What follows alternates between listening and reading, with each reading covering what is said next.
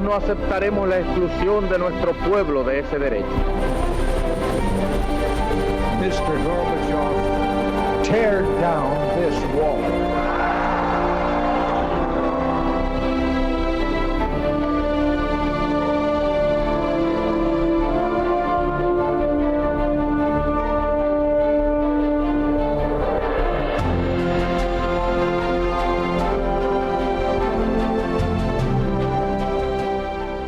Buenas noches, señoras, caballeros.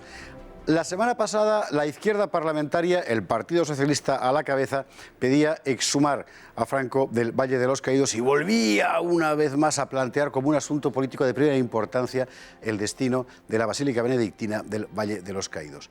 El Gobierno, por su parte, está, que diría un taurino, cerdeando en tablas, ni hace ni deja hacer. Lo asombroso es que esta voluntad política en torno al destino del Valle se basa sobre tres cosas que son enteramente falsas las tres. Uno, que Franco construyó el Valle como un mausoleo para sí mismo. No es verdad. Dos, que lo hizo con mano de obra esclava de presos republicanos. Tampoco es verdad.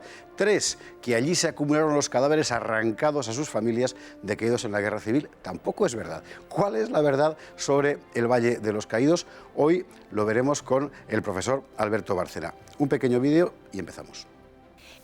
La Basílica Benedictina del Valle de los Caídos se construyó entre 1940 y 1958 en el sitio de Cuelgamuros, en la Sierra Madrileña de Guadarrama, como monumento de homenaje a los muertos en la Guerra Civil. En ella están enterrados 33.872 combatientes de ambos bandos. Fue diseñada por los arquitectos Pedro Muguruza y Diego Méndez con estructuras de Juan de Ábalos y Taborda, entre otros artistas. Según la leyenda negra forjada con posterioridad con fines propagandísticos, el valle fue un mausoleo que el general Franco se hizo construir a mayor gloria de sí mismo, utilizando para ello mano de obra esclava de presos de la Guerra Civil. Todo eso es completamente falso. Franco no dispuso que se le enterrara allí. De hecho, iba a ser inhumado en el Palacio del Pardo y fueron el gobierno de entonces y el rey Juan Carlos quienes ordenaron que se abriera una tumba para el generalísimo en el valle. Y sobre todo, tampoco es verdad que en el valle trabajara mano de obra esclava. 20.000 presos esclavos, dice la propaganda, muchos de ellos muertos durante la obra. 20.000, ¿quiénes son? ¿Cuáles son sus nombres? Nadie puede decirlo, sencillamente porque no es verdad. En las obras del Valle de los Caídos hubo presos republicanos, sí, pero voluntarios, acogidos a la redención de penas por trabajo para rebajar condena y cobrando el mismo salario que los trabajadores convencionales. Todos estos extremos han sido demostrados de manera irrefutable por el profesor Alberto Bárcena con abundante documentación oficial. A los presos políticos se les dio la oportunidad de reducir o anular su pena trabajando allí e incluso cobrando un sueldo. Como es lógico, los voluntarios fueron muchos. El sistema legal de redención de penas por el trabajo prestado incluía un sueldo igual al de los obreros libres, alojamiento en la obra, frecuentemente con sus familias, y escolarización de los hijos de los operarios que trabajaban en el valle, ya fueran libres o presos. Tampoco hubo nunca 20.000 presos. En diciembre de 1943 eran 679, en mayo de 1947 eran 1.029 y en noviembre de 1948 eran 1.278 presos. Todos ellos salieron libres cuando terminó la construcción. Así que ni mausoleo de Franco ni mano de obra esclava. Esa es la verdad sobre el Valle de los Caídos. Don Alberto Bárcena, muy buenas noches. Buenas noches. Y lo asombroso es que, siendo la verdad documental, se obstinan los poderes públicos, nada menos en negarla. Porque, insisto, este vídeo, estos datos que hemos sacado fundamentalmente de la obra del profesor Alberto Bárcena, los presos del Valle de los Caídos, son datos oficiales. Es decir, están en los registros, en los archivos, que es donde tú lo sacaste. Este libro es el resultado de mi tesis doctoral, que me llevó la investigación 7 años. 7 años revisando un fondo, sobre todo, un fondo documental llamado Valle de los Caídos, que está en el archivo del Palacio Real de Madrid, para quien quiera ir a verlo, porque es público, donde yo solo me estuve viendo las 69 cajas con los miles de documentos que contienen, y ahí está toda la obra. Es una cosa muy impresionante porque resulta que de todo eso que al parecer no se sabía, está en el archivo de una institución de patrimonio nacional que es, por cierto, la institución responsable del Valle de los Caídos también. Realmente todo es abracadabrante. Es asombroso. Bueno, en fin, vamos a poner las cosas en claro, negro sobre blanco, insisto, con datos objetivos de puro rigor.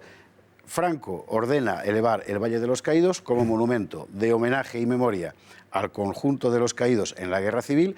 Él dice en el texto, en la cruzada, desde muy pronto, antes incluso de que esté acabado el complejo del Valle, se habla ya de los caídos, de todos los caídos. Sí, pero por si quedas alguna duda, en el decreto del 57, cuando ya se va a inaugurar, cuando se constituye la fundación del Valle de los Caídos, dice claramente, además, que los lustros de convivencia pacífica transcurridos desde el final de la guerra avalan con mayor motivo que este sea el monumento a todos los que cayeron en la guerra.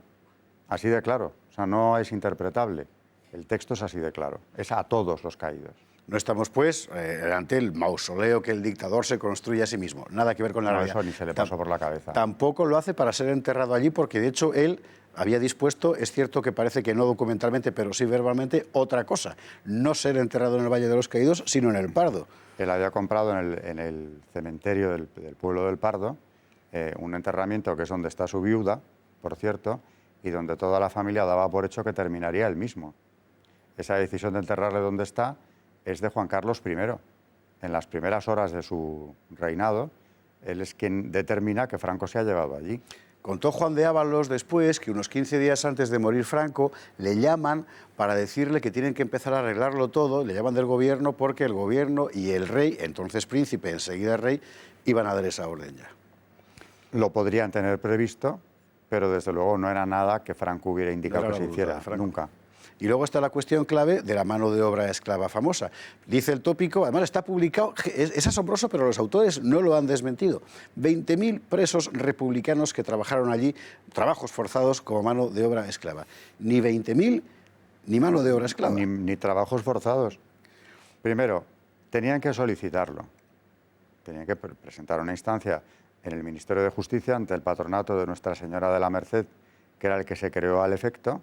Porque allí de lo que se trataba no era de que te llevara, por así decir, los alguaciles a picar piedra, sino que era un sistema oficial de redención de penas por el trabajo. Claro, eso era una figura jurídica que se creó entonces, en plena guerra civil, y que se estuvo aplicando después, que contemplaba el que el preso pudiera incorporarse a la vida normal cuanto antes mejor, reduciendo la condena, pero de paso, mientras tanto, ganando un salario con el que poder mantener a su familia o al menos contribuir desde el cumplimiento de su condena al mantenimiento de la misma. Redención de penas que además era muy notable, ¿no? ¿Cómo era? 5 días de pena por uno trabajado? ¿Cómo era la cosa? Al principio era 1 por 1 y acabó siendo 6 por 1. 6 por 1. Que, por cierto, contabilizaban los días festivos, sí, las horas extra, los destajos, todo lo que hiciera, los días que estaba enfermo, todo el tiempo que pasaba allí dentro contabilizaba como para la redención. Y, por cierto, no se aplicó la ley, porque luego se aplicó en un sentido enormemente más amplio y generoso. Sí, hubo muchos indultos después, masivamente. Bueno, indultos aparte, es que lo que no estaba contemplado es que los que tuvieran delitos de sangre pudieran acogerse a este sistema. Amigo, claro. Y los que yo he investigado, salvo 1 o 2, todos tenían delitos gravísimos de sangre en la retaguardia. Estamos hablando de la represión roja durante la Guerra Civil, claro.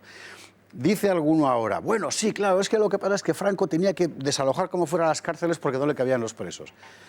La verdad es que las cifras de población penitenciaria eran ostensiblemente más bajas que en la España actual, pero da igual, en cualquier caso lo esencial no cambia. Es decir, no estamos hablando ni de 20.000 ni de obra de mano esclava. Obra de mano esclava no, porque era el sistema de redención de penas, además con jornal. ¿Y cuántos? Porque sobre el número hay un verdadero jaleo. Diego Méndez decía que 46, no puede ser 46, evidentemente. Son los que él conocería, pero que habría muchos más. Bueno, al final ya, cuando se les da el indulto final, que es en 1950, es decir, que presos en el Valle trabajaron durante 7 años, de los 20 que dura casi la obra, entre el 43, porque antes no hay, hasta el 50 en el que se indulta a los últimos. Ajá. Y es verdad que los últimos eran ya muy pocos, que por cierto se quedan en el Valle, ya como libres. Eso pasó con muchos de ellos. Sí, sí, porque realmente se había montado una auténtica, valga el término, ciudad laboral, el poblado, con la escuela... Había 3 poblados, donde, bueno, además con una libertad de movimientos importante, donde llevaron familias, donde efectivamente hubo una escuela, 2 escuelas, donde era obligatorio llevar a los hijos de quienes vivían allí, funcionarios, presos, libres, iban todos a la escuela de la que todos salieron bachilleres. Y por cierto, al frente estaba un preso, don Gonzalo de Córdoba, que llegó al Valle para redimir su propia condena, y en clase tenía a sus hijos, más todos los demás que eran hijos de presos o de libres o lo que tocara. Todos bachilleres, porque se examinaban luego en el Instituto de San Isidro de Madrid, y está contrastado que todos acabaron el bachillerato.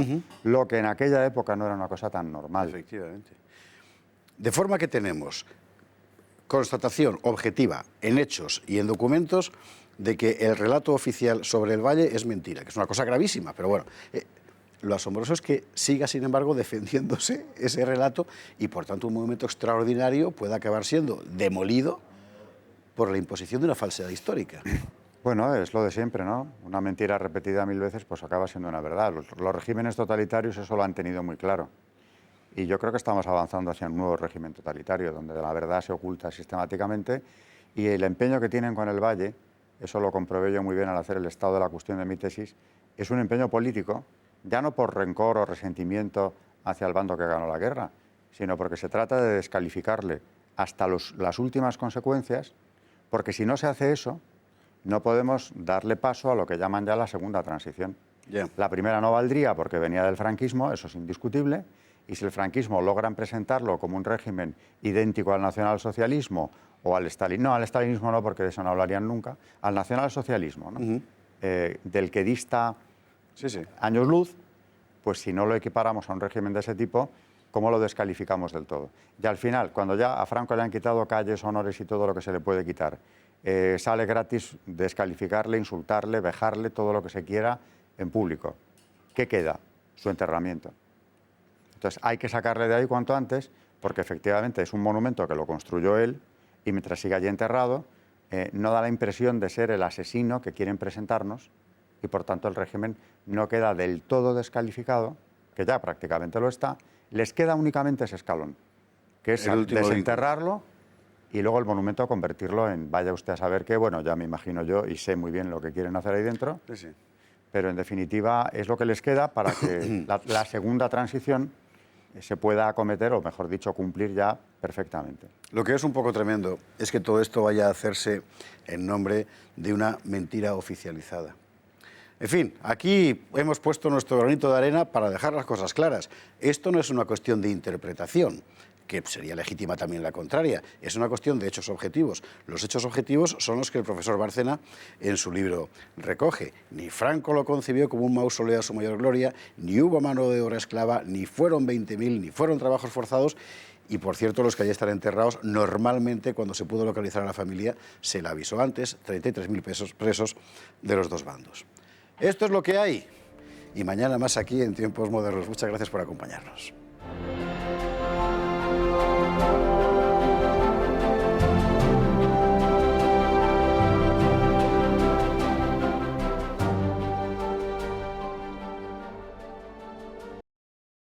La atención